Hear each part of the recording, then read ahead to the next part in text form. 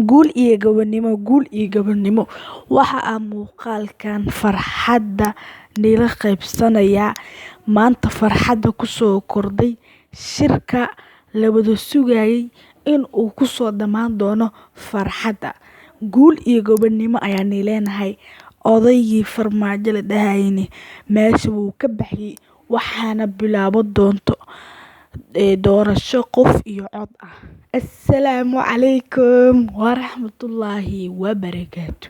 Kusoo dhawaada YouTube channelkeena Somali Teacher Zoning. Maanta muuqaalkeena wuxuu ku saabsan yahay guul iyo gabadhnimo, guul iyo gabadhnimo, guul iyo gabadhnimo. Shirkii maanta la wada sugayay kheyr ayuu kusoo dhamaaday. Odaygii farmaajo la dhahayni Villa Soomaaliya wuxuu yiri bye bye bye bye. Halaas waa kaftan farmaajo. Waxaa la ogolaaday shirka kheyr ayuu kusoo dhamaaday. Dadka shirka ka walwalsanay ha ka walwalinaya leeyahay shirka kheyr ayuu kusoo dhamaaday.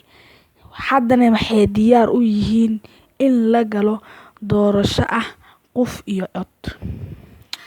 Waxaa diyaar loo yahay in la galo doorasho ah qof iyo cod. Doorashadaas ayaa diyaar loo yahay. Doorashadaas ayaa la doonayaa. Abroad waxaa rabnaa waddankeena inuu noqdo waddan ku dhisan cadaaladda iyo iskala haysta inuu noqdo.